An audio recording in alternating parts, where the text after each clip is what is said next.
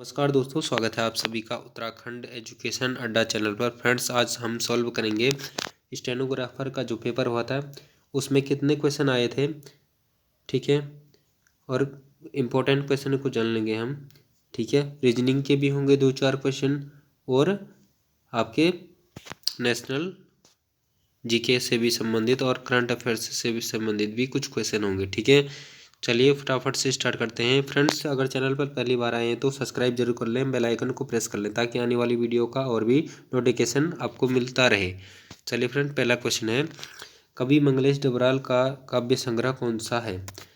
ठीक है, तो देख लेते हैं काव्य संग्रह कौन सा है इनका है पहाड़ पर लालटेन। ठीक है, यह हाल ही में इनका निधन भी हुआ है 2020 में, लगभग अक्टूबर के आसपास, अक्टूबर नवंबर में नहीं, अगर नवंबर दिसंबर के आसपास। ठीक है, तो इसलिए इनका जो है मंगलेश डबराल की जो कविता रचना पूछ लेगी काव्य संग्रह, वह है पहाड़ पर लालटेन। ठीक है, आगे है अगला क्वेश्चन है, रामचरितमानस के कवि कौन है और कीर्ति किस भाषा में लिखी गई है। ठीक है, तो तुलसीदास जी हैं, अवधी भाषा में लिखी गई है रामचरितमानस। अगला क्वेश्चन है, ब्रज भाषा किस राज्य की प्रचलित भाषा है। तो आप सभी को पता है ब्रज भाषा कहाँ बोली जाती है, वृंदावन में बोली जाती है, तो यह उत्तर प्रदेश में बोली जाएगी। ठीक है, इसका राइट आंसर हो जाएगा सी। अगला है, निम्नलिखित में से कौन सा संयुक्त व्यंजन हो जाएगा। ठीक है, तो संयुक्त व्यंजन हो जाएगा इसमें क्या, सी राइट आंसर हो जाएगा। अगला है, कूटवाचन डिकोडिंग से क्या तात्पर्य है, यानी कि संदेश के कोड का अर्थ समझना ही डिकोडिंग या कूटवाचन कहलाता है। ठीक है, आगे अगला क्वेश्चन है, महादेवी वर्मा की भक्तिन किस विधा की रचना है। महादेवी वर्मा की भक्तिन किस विधा की रचना है, क्या है ये कहानी है, या तो निबंध है, या तो आत्मवृत्त है, या तो रेखा चित्र है। तो यह क्या है, रेखा चित्र है महादेवी वर्मा की यह। ठीक है, अगला है, अत्यल्प अत्यल्प शब्द में कौन सी संधि है। इसमें कैसे हो जाएगा अत्यल्प, इसमें एक शॉर्ट ट्रिक है, लगा सकते हैं आप वैसे। इसमें है अत्यल्प, अत्यल्प मतलब अति धन अल्प, इसका संधि विच्छेद हो जाएगा अति धन अल्प। ठीक है, अति धन अल्प, अत्यल्प अत्यल्प यण संधि हो जाएगी इसमें। यण संधि को जानने का तरीका है, इसमें क्या हो जाता है, कोई भी अक्षर आधा हो जाता है। ठीक है, अगला क्वेश्चन है, इसमें दो बैलों की कथा के कहानीकार कौन है। तो दो बैलों की कहानी के कथाकार है प्रेमचंद। ठीक है, अगला है, छात्र द्वारा प्राचार्य को लिखा जाने वाला पत्र किस प्रकार का पत्र माना जाता है। ठीक है, तो औपचारिक पत्र माना जाएगा। इसमें छात्र द्वारा जो प्रार्थना पत्र लिखा जाता है औपचारिक पत्र कहा जाएगा। ठीक है, मारवाड़ी किस राज्य में प्रचलित बोली है। ठीक है, किस राज्य की प्रचलित बोलती है, तो यह राजस्थान में बोली जाती है मारवाड़ी। ठीक है, अगला है, कार्यालय में सभी को सामान्य सूचना ज्ञात कराने के लिए किस प्रकार का दस्तावेज जारी किया जाता है। तो यह किया जाता है परिपत्र। ठीक है, परिपत्र जारी किया जाता है सभी को, जिससे कि सभी को सूचना दी जा सके। ठीक है, अगला क्वेश्चन है, कृष्ण भक्ति कवि कौन है। कबीरदास है, मीराबाई है, या तो सुमित्रानंदन पंत, तुलसीदास। तो इसमें मीराबाई जी हैं भक्ति कवि। ठीक है, यह कृष्ण भक्ति की महत्वपूर्ण कवि मानी जाती है। ठीक है, अगला है, संविधान के किस अनुच्छेद में हिंदी के विकास के लिए निर्देश दिए गए हैं। तो अनुच्छेद 351 में दिया गया है हिंदी के प्रोत्साहन के लिए विशेष दिशा निर्देश। ठीक है, मैं स्कूल नहीं जाऊंगा, मैं किस प्रकार का वाक्य है, तो निषेधात्मक वाक्य हो जाएगा। अगला है, शुद्ध वर्तनी का चयन कीजिए, सही वर्तनी का चयन कीजिए। ठीक है, तो अनुचित राइट आंसर हो जाएगा इसमें। अगला है, इनमें से कौन सा पुल्लिंग शब्द नहीं है। तो इनमें से पुल्लिंग शब्द ये भीड़ नहीं है और सभी पुल्लिंग शब्द हो जाएंगे। अगला है इनमें से किसे हम जनसंचार का बहुआयामी माध्यम कह सकते हैं। तो इसका राइट आंसर हो जाएगा इंटरनेट को हम जनसंचार का बहुआयामी माध्यम कह सकते हैं। अगला है आपका बंटी उपन्यास के लेखक कौन है। ठीक है, तो आपका बंटी उपन्यास के लेखक है पन्नू भंडारी जी हैं। ठीक है, पूछा जा सकता है आपका बंटी अगली बार की जो जो है वो किस विधा का है। ठीक है, तो उसको अपने उपन्यास का आंसर में दिया हुआ उपन्यास लिखना है। ठीक है, अगला है गो शब्द का तद्भव रूप क्या हो जाएगा। गो शब्द का तद्भव रूप हो जाएगा गाय। ठीक है, यह तत्सम रूप दिया गया है गो। अगला है उस विकल्प से प्रश्न चिन्ह को बदलें जो पहले युग्म में लागू तर्क का अनुसरण करता हो। टॉक चैट हो जाएगा, टेरर से आदमी डरेगा तो फेयर हो जाएगा यहाँ पे। ठीक है, तो इसका राइट आंसर होगा ऑप्शन नंबर बी हो जाएगा फेयर। ठीक है, अगला है यह किसी दर्पण की आच्छादित रेखा पर रखा जाता है तो निम्न में से कौन सा विकल्प सही प्रतिबिंब बनाएगा। ठीक है, दर्पण पर रखा जाता है तो इसमें से कौन सा प्रतिबिंब बनेगा। तो इस पे बनेगा उल्टा और आभासी प्रतिबिंब बन जाएगा। ठीक है, इसको बहुत सरल है पहचाना, ये उल्टा हो जाएगा, ये लिखा हुआ है जैसे। ठीक है, तो इसका ये इधर को आ जाएगा, इधर को आ जाएगा। ठीक है, उल्टा और आभासी प्रतिबिंब बनेगा। अगला है दी गई आकृति में कितने त्रिभुज हैं। तो इसमें से हम त्रिभुजों को काउंट कर लेते हैं तो इसमें 10 त्रिभुज होंगे। ठीक है, इसमें आराम से गिन सकते हैं, इसमें 10 त्रिभुज हैं। अगला है इसको देख लेते हैं, ये काफ़ी इंपॉर्टेंट हो जाता है। आज गुरुवार है तो 107 दिनों बाद कौन सा दिन होगा। आज गुरुवार है तो 107 दिनों बाद कौन सा दिन होगा, इसको कर लेते हैं। ठीक है, बहुत सरल है। 170 का 7 बाई डिवाइड करो तो इसमें कितने बार जाएगा, एक बार। 7 3 बचा, हो जाएगा कितना, एक बार देख लेते हैं। 107। ठीक है, एक और यहाँ पे बचा 3 और 7। ठीक है, 5 हो जाएगा, 3 5। तो यहाँ पे 2 क्या बचा, 2 हमारा बचा। ठीक है, तो इसके गुरुवार के बाद हम 2 ऐड कर देंगे, शुक्रवार और शनिवार। तो यहाँ पे शनिवार है तो इसका राइट आंसर शनिवार हो जाएगा। बहुत सरल है, कर सकते हैं आप। अगला है निम्नलिखित में से कौन से चिन्ह सेट का उपयोग स्टार को प्रतिस्थापित करने के लिए प्रयोग किया जाता है। ठीक है, तो यहाँ पे स्टार का प्रयोग करना, हमें चिन्ह का प्रयोग करना है जिससे कि दोनों इक्वल हो जाएं। कैसे करेंगे, इसे सॉल्व कर लेते हैं। चलिए करते हैं। यहाँ पे 10 है, 10 इंटू 5। ठीक है, -3 7 -7 हो जाएगा, इजिकल टू है 3, क्या हो जाएगा 3 + 8 इंटू 5। तो यहाँ पे कैसे करना है, बहुत इजी है, आपको सिर्फ लगाना है 10 इंटू 5 50 हो जाएगा। 50 - 7 कितना हो जाएगा, 50 - 7 कितना हो जाएगा, 50 - 7 यानी कि 43 सॉरी 43 हो जाएगा। यहाँ पे 43 आ जाएगा। अगला है 3 + 8 इंटू 5, 8 5 जा 40, 40 + 3 तो 43 हो जाएगा। तो इक्वल टू हो जाएगा, दोनों बराबर हो गए, तो इसका राइट आंसर हो जाएगा हमारा ऑप्शन नंबर सी, इसका राइट आंसर हो जाएगा। ठीक है, आगे देखते हैं। बेन आरेख से संबंधित है ये क्वेश्चन। ये बेन आरेख में निम्न में से कौन सी संख्या केवल कट ग्रीन को निरूपित करती है। ठीक है, तो कट ग्रीन को कौन सा नंबर जो है वो निरूपित करता है, तो इसमें से इसका जो मार्ग यहाँ से है, यहाँ से बन रहा है गोल, ठीक है। तो ये गोला बन रहा है 4 से, तो इसका राइट आंसर हो जाएगा, ये कट ग्रीन है तो इसका option number A right answer हो जाएगा। बहुत ही इजी क्वेश्चन था।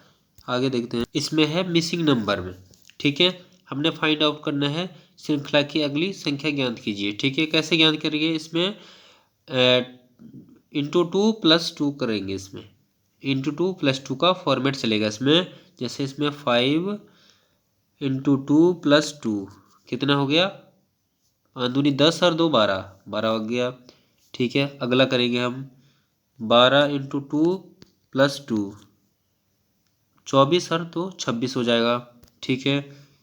उसके बाद हो जाएगा 26 इंटू 2+2 54 हो जाएगा, 54। फिर यहाँ से सीधे कर लो तुम 10 इंटू 2+2 कर दो तो कितना हो जाएगा 122+2 222 इसका हो जाएगा। तो इसका 222 ये राइट आंसर हो जाएगा। इस तरीके से आप कर सकते हैं, बहुत ही ईजी है।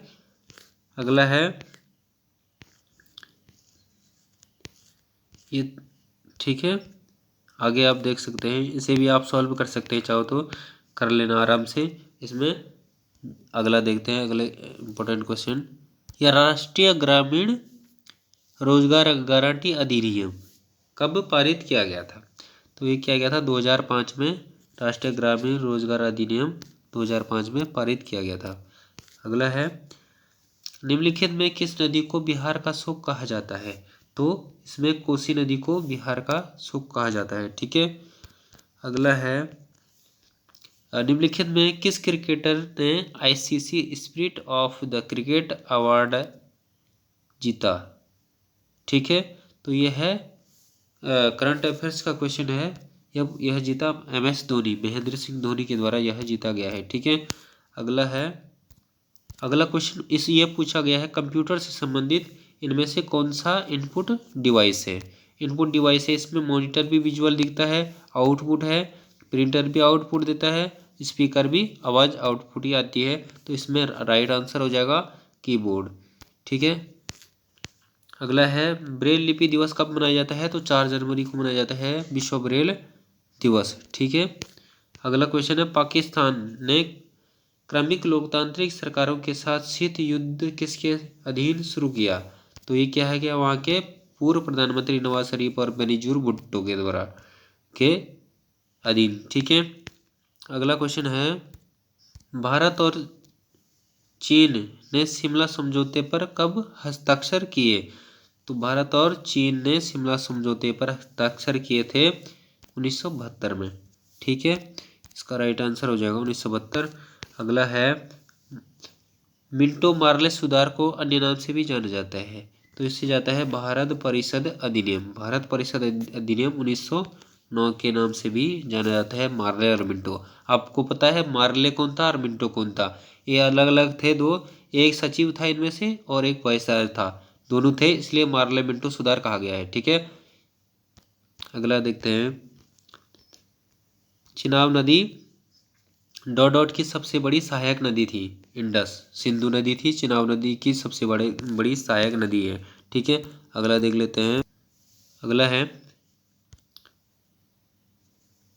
निम्नलिखित देशों में किसने 1958 में ग्रेट लीप फॉरवर्ड अभियान शुरू किया था। तो यह चाइना ने किया था, ग्रेट लीप फॉरवर्ड अभियान शुरू किया था, ठीक है। अगला है, जलियांवाला बाग हत्याकांड किसके द्वारा किया गया था। तो यह जनरल डायर के द्वारा किया गया था। बहुत इजी क्वेश्चन है, ठीक है। अगला है, निम्नलिखित में से क्या हमेशा सफ़ेद रंग में पंखों की तरह दिखने वाले पतले एवं पृथक बादल हैं। तो इनको कर्कस कहा जाता है, ठीक है। तो यह पक्षाब बादल जो सफ़ेद रंग में दिखते हैं, ठीक है। अगला है, भारतीय राष्ट्रीय कांग्रेस की अध्यक्ष बनने वाली प्रथम भारतीय महिला कौन थी। तो यह थी सरोजिनी नायडू जी थी, भारतीय राष्ट्रीय कांग्रेस की प्रथम महिला अध्यक्ष, ठीक है। अगला क्वेश्चन है, निम्नलिखित में से किस खाद्य एजेंसी ने लैब ग्रोन मीट प्रोडक्ट की बिक्री को मंजूरी दी है? तो यह है सिंगापुर की एजेंसी के द्वारा यह दिया गया। अगला क्वेश्चन है, निम्नलिखित में कौन सी रिपोर्ट विश्व बैंक द्वारा प्रकाशित की जाती है? तो यह विश्व विकास रिपोर्ट, वर्ल्ड डेवलपमेंट रिपोर्ट प्रकाशित की जाती है। ठीक है। अगला है निम्नलिखित में से कौन सा निकाय 1982 में ग्रामीण वित्त पोषण प्रणाली में शामिल सभी संस्थानों की गतिविधियों में समन्वय के लिए स्थापित किया गया था? तो यह है नाबार्ड, इसका राइट आंसर हो जाएगा। अगला क्वेश्चन है, दांडी मार्च के दौरान भारत का वायसराय कौन था? तो लॉर्ड इरविन था दांडी मार्च के दौरान। ठीक है। अगला है, कांग्रेस सोशलिस्ट पार्टी CSP का गठन कब हुआ था? तो 1964 में हुआ था कांग्रेस सोशलिस्ट पार्टी का गठन। ठीक है। अगला है, क्योटो प्रोटोकॉल किससे संबंधित है? कब लागू हुआ था? ठीक है, यह पर्यावरण संबंध से संबंधित है और यह पर्यावरण 2005 में लागू हुआ। ठीक है। अगला है, पेड़ की शाखाओं को से मिलता जुलता अपवाह प्रतिरूप ड्रेनेज पैटर्न के रूप में जाना जाता है। पेड़ की शाखाओं से मिलता जुलता अपवाह प्रतिरूप ड्रेनेज सिस्टम, तो यह मिलता है ध्रुमाकृतिक में। ठीक है, ध्रुमाकृतिक कहा जाता है इसे। ठीक है। अगला है, भू आकृतियों लैंड फॉर्म उनके विकास और संबंधित प्रक्रिया के अध्ययन को डॉट रूप में जाना जाता है। तो इसको जाना जाता है भू आकृति विज्ञान के रूप में। ठीक है। निम्नलिखित में से कौन सा संगठन वैश्विक व्यापार के संगठन के लिए नियम निर्धारित करता है? तो यह हो जाएगा वर्ल्ड ट्रेड ऑर्गेनाइजेशन, विश्व व्यापार संगठन इसके लिए क्या करता है? नियम निर्धारित करता है। ठीक है। अगला क्वेश्चन हो जाएगा, MS DOS में DOS का तात्पर्य क्या है? तो इसका आंसर हो जाएगा आपका डिस्क ऑपरेटिंग सिस्टम, DOS की फुल फॉर्म हो जाएगी डिस्क ऑपरेटिंग सिस्टम। ठीक है। अगला है, निम्नलिखित में से किस वर्ष गांधी इरविन संधि पर हस्ताक्षर किए गए थे? तो 1931 में गांधी इरविन के बीच जो संधि हुई थी उस पर हस्ताक्षर हुए थे, संधि हुई थी। ठीक है, 1931 में। अगला है, निम्नलिखित में से कौन सी रिपोर्ट UNDP संयुक्त राष्ट्र विकास कार्यक्रम द्वारा प्रकाशित किया जाते हैं? तो ह्यूमन डेवलपमेंट रिपोर्ट, मानव विकास सूचकांक विकास की जो रिपोर्ट जारी किया जाती है वह की जाती है UNDP के द्वारा। ठीक है। अगला क्वेश्चन है, निम्नलिखित में से किन देशों ने द्वितीय विश्व युद्ध में पहले जर्मनी पर आक्रमण करने की घोषणा की? ठीक है, या युद्ध करने की घोषणा की? तो इनमें से ब्रिटेन और फ्रांस ने जर्मनी पर युद्ध करने की घोषणा की। ठीक है। अगला है, रोजगार ब्याज धन का सामान्य सिद्धांत पुस्तक 1936 में किसके द्वारा लिखी गई है? तो यह जॉन मेनार्ड किन्स के द्वारा लिखी गई है। अगला है, 1960 में कौन सा राज्य, मतलब निम्नलिखित में से वर्ष 1960 में कौन सा राज्य बनाए गए? तो ये इसमें महाराष्ट्र व गुजरात राज्य बनाए गए थे 1960 में। ठीक है। अगला है, अपने समान दुश्मन ब्रिटेन से स्वतंत्रता हासिल करने में अमेरिकी उपनिवेशों की मदद किसने की? तो लुईस वोल्वा ने अपने समान जो स्वतंत्रता हासिल करने की अमेरिकी उपनिवेशों की मदद की लुईस वोल्वा के द्वारा की गई थी। ठीक है। अगला है, पाताल भुवनेश्वर गुफा का प्राचीन उल्लेख प्राचीन हिंदू धर्म ग्रंथ में मिलता है? तो पाताल भुवनेश्वर का किस में मिलता है? स्कंद पुराण में मिलता है। ठीक है, उल्लेख। अगला क्वेश्चन हो जाएगा, निम्नलिखित में से किसे द हिमाद्री के नाम से जाना जाता है? तो महान हिमालय को द हिमाद्री के नाम से जाना जाता है। ठीक है। निम्नलिखित में से कौन सा बाघ अभ्यारण्य उत्तराखंड में स्थानांतरण के लिए प्रथम बाघ ट्रैंक्विलाइज शांत करना रेडियो कॉलर यानी कि नज़र में रखने के लिए ट्रैकिंग कॉलर लगाना के लिए प्रसिद्ध है? ठीक है, तो यह राजाजी पार्क में ट्रैंक्विलाइज करने के लिए यह लगाया गया है। ठीक है।